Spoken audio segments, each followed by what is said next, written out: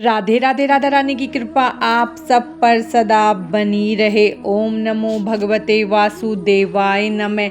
आज हम ज्येष्ठ माह के शुक्ल पक्ष की निर्जला एकादशी की व्रत कथा सुनेंगे। तो चलिए हम निर्जला एकादशी की व्रत कथा को सुनते हैं। भीम बोले, हे पितामह, भ्राता युधिष्ठिर, माता कुंती, द्रौपदी, अर्जुन, नकुल और सहदेव आदि एकादशी को दान व व्रत करते हैं और मुझसे एकादशी के दिन अन्न खाने को मना करते हैं। मैं उनसे कहता हूँ कि हे भाई, मैं भक्ति पूर्वक भगवान की पूजा कर सकता हूँ, परंतु मैं एकादशी के दिन भूखा नहीं रह सकता। इस पर व्यास जी बोले, हे भीम, यदि तुम नरक को बुरा और स्वर्ग को अच्छा समझते हो तो प्रत्येक माह की दोनों एकादशियों को अन्न खाया करो।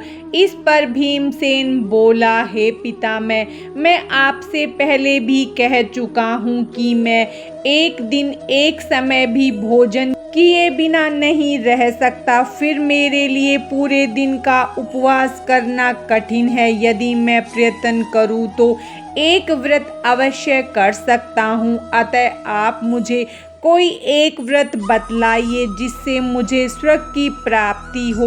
व्यास जी बोले, हे वायुपुत्र, बड़े बड़े ऋषि और महर्षियों ने बहुत से शास्त्र आदि बनाए हैं कि मनुष्य को दोनों पक्षों की एकादशियों का व्रत करना चाहिए। इससे उन्हें स्वर्ग की प्राप्ति होती है। श्री व्यास जी के वचनों को सुनकर भीमसेन नरक में जाने के कारण अत्यंत भयभीत हुए और लता के समान कांपने लगे। वह बोले, हे पितामह, अब मैं क्या करूं, क्योंकि मुझसे व्रत नहीं हो सकता। अतः आप मुझे कोई एक ही व्रत बतलाइए जिससे मेरी मुक्ति हो जाए। इस पर व्यास जी बोले, हे भीमसेन, कृष्ण और मिथुन संक्रांति के मध्य में ज्येष्ठ माह के शुक्ल पक्ष की एकादशी होती है, उसको निर्जला व्रत करना चाहिए। इस एकादशी के व्रत में स्नान और आचमन में जल वर्जित नहीं है, लेकिन आचमन में 3 माह से अधिक जल नहीं लेना चाहिए।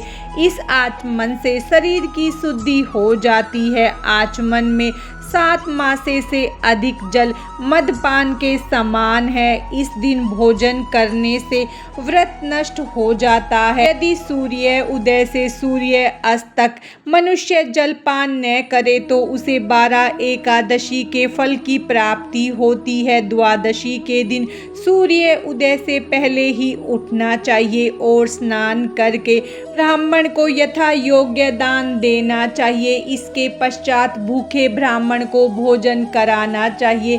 तत्पश्चात स्वयं भोजन करना चाहिए। इसका फल संपूर्ण एकादशियों के फल के बराबर है। हे भीमसेन, स्वयं भगवान ने मुझसे कहा था कि इस एकादशी का पुण्य समस्त तीर्थों के पुण्य के बराबर है। एक दिन निर्जल रहने से मनुष्य सब पापों से मुक्त हो जाता है। जो मनुष्य निर्जला एकादशी का व्रत करते हैं उनको मृत्यु के समय भयानक यमदूत नहीं दिखते हैं। उस समय भगवान विष्णु के यमदूत स्वर्ग से आते हैं और उनको पुष्पक विमान पर बैठाकर स्वर्ग ले जाते हैं। अतः संसार में सबसे श्रेष्ठ निर्जला एकादशी का व्रत है। अतः यत्न पूर्वक इस एकादशी का निर्जल व्रत करना चाहिए। उस दिन ओम नमो भगवते वासुदेवाय मंत्र का उच्चारण करना चाहिए। व्यास जी के ऐसे वचन सुनकर भीमसेन ने निर्जल व्रत किया। इसी एकादशी को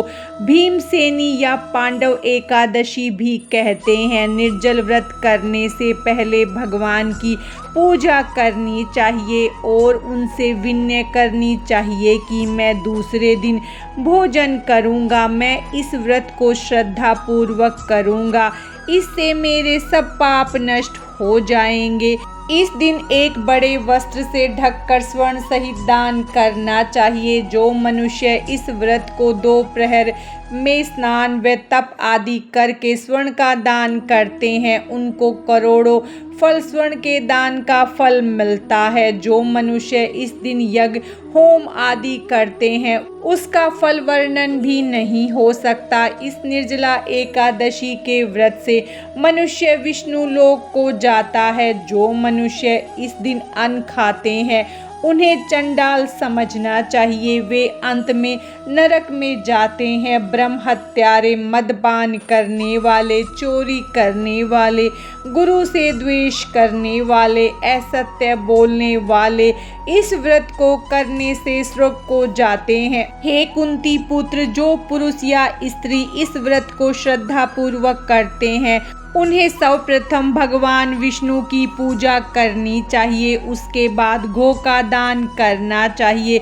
उस दिन ब्राह्मणों को दक्षिणा, मिष्ठान आदि देना चाहिए। निर्जला के दिन अन्न, वस्त्र, छत्र, उपान आदि का दान करना चाहिए। व्यास जी की आज्ञा के अनुसार भीम ने बड़े साहस के साथ निर्जला एकादशी का व्रत किया, जिसके परिणाम स्वरूप प्रातः होते होते संज्ञाहीन हो गए। तब पांडवों ने गंगा जल, तुलसी चरना, अमृत प्रसाद देकर उनकी मूर्छा दूर की। इस एकादशी का व्रत करने से भीमसेन पाप से मुक्त हो गए। भक्त को चाहिए कि वह अपनी कमजोरियों को अपने गुरुजनों या परिवार के बड़ों से न छिपाए।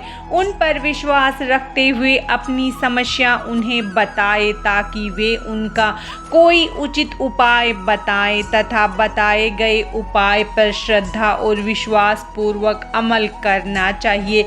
अपने पितामह व्यास जी की कृपा से भीमसेन भी एक एकादशी का व्रत करके सभी एकादशियों का फल प्राप्त करके स्वर्ग के भागी बने। निर्जला एकादशी की कथा समाप्तम। भगवान श्री हरि विष्णु और माता लक्ष्मी की कृपा आप सब पर सदा बनी रहे। राधे राधे।